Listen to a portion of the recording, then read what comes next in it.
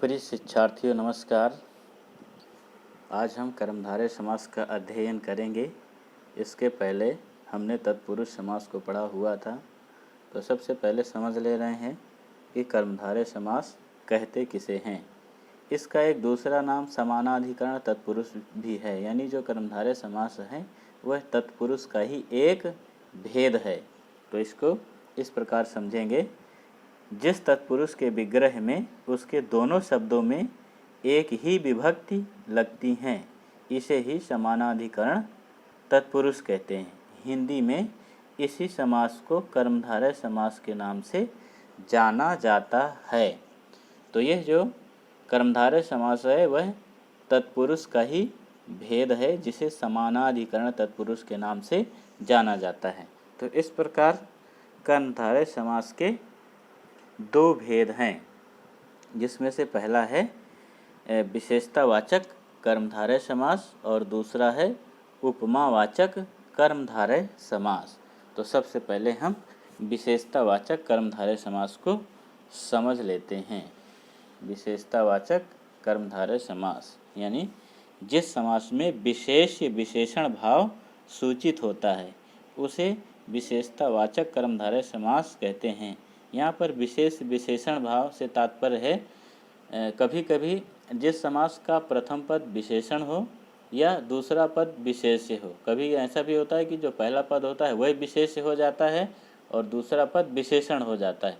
कभी कभी दोनों पद ही विशेषण होते हैं और कभी कभी दोनों पद विशेष्य हो जाते हैं। तो इस प्रकार इस समास को विशेषतावाचक कर्मधारय समास के नाम से जाना जाता है। जैसे नील गाय, तो यहाँ पर जो नील है वो विशेषण है और गाय क्या है, संज्ञा है।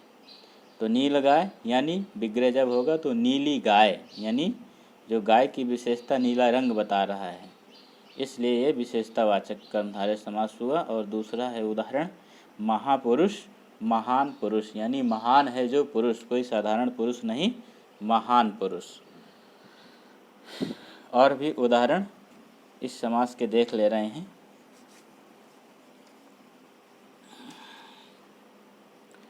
तो जैसे सुपुत्र, अच्छा पुत्र, यानी अच्छा है जो पुत्र, सुपुत्र हो गया। और विशेषण उत्तर पद में देखेंगे पुरुषोत्तम, पुरुषोत्तम विग्रह होगा पुरुषों में उत्तम या श्रेष्ठ, यानी वह पुरुष जो उत्तम हो। विशेषण उभय पद के उदाहरण भी देख लेंगे हम। विशेषण उभय पद के उदाहरण में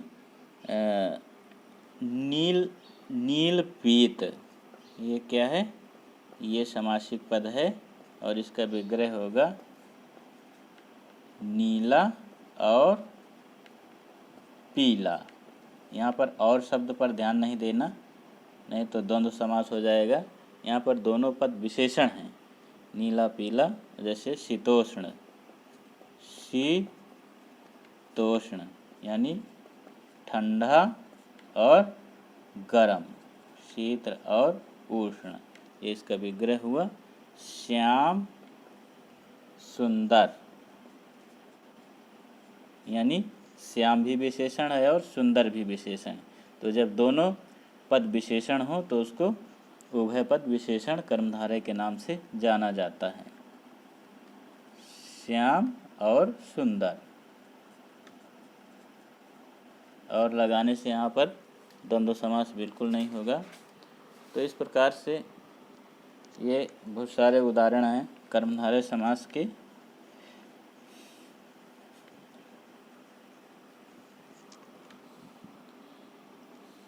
और भी उदाहरण देख ले रहे हैं।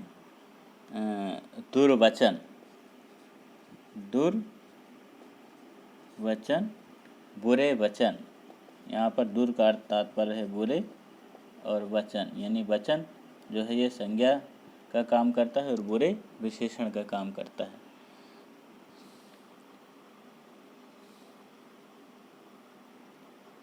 घृतान। कुछ समास ऐसे होते हैं जिनके मध्य पद का लोप होता है, लेकिन वो एक समास का रूप ग्रहण कर लेते हैं। जैसे एक शब्द लेते हैं हम घृतान, इसका विग्रह होगा घी मिश्रित अन्न, घी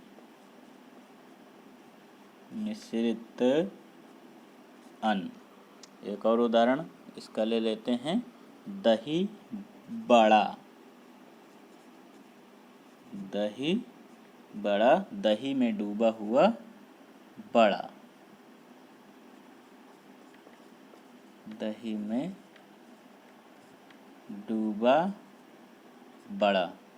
तो ये विशेषतावाचक कर्मधारय समास के उदाहरण हैं। अब हम पढ़ेंगे उपमावाचक कर्मधारय समास। क्या पढ़ेंगे हम? दूसरा भेद है कर्मधारय का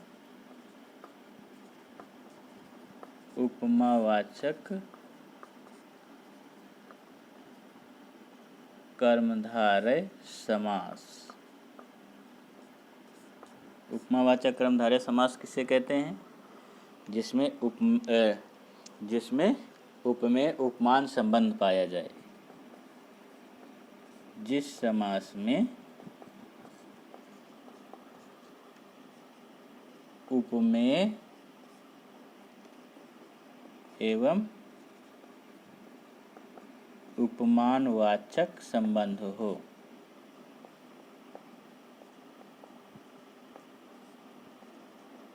उसे उपमावाचक कर्मधारय समास कहते हैं। उपमावाचक कर्मधारय समास कहते हैं। जैसे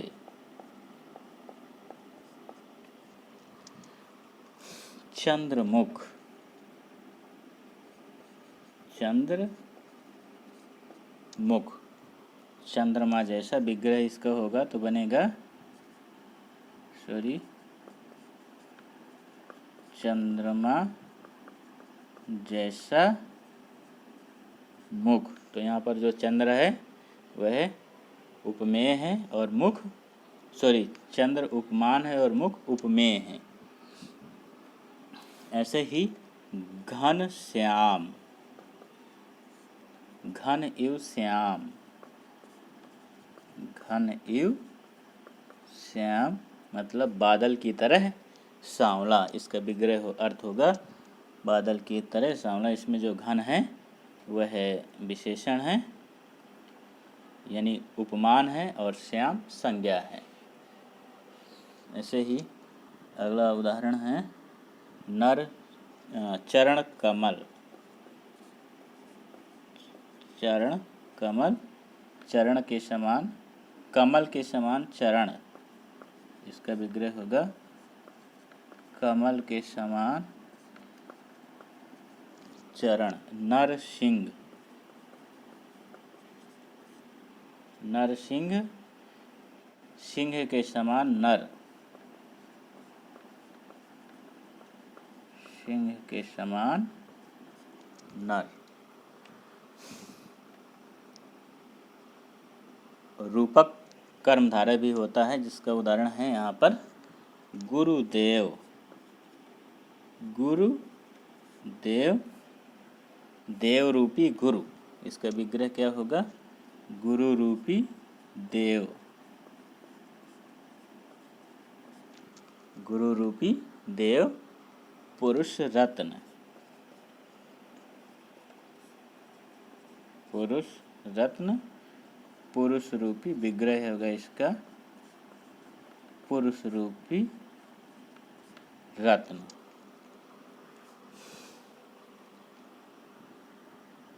तो ये उपमावाचक कर्मधारय समास है। इसमें पहला पद उपमेय भी हो सकता है और उपमान भी हो सकता है, दूसरा पद भी उपमान या उपमेय कुछ भी हो सकता है। तो इस प्रकार कर्मधारय समास के दो भेद होते हैं, एक विशेषतावाचक कर्मधारय समास और दूसरा उपमावाचक कर्मधारय समास। तो प्रिय प्रशिक्षुओं, आज यहीं तक। फिर हम दूसरा वीडियो अगले समास के साथ प्रस्तुत करेंगे। धन्यवाद, नमस्कार।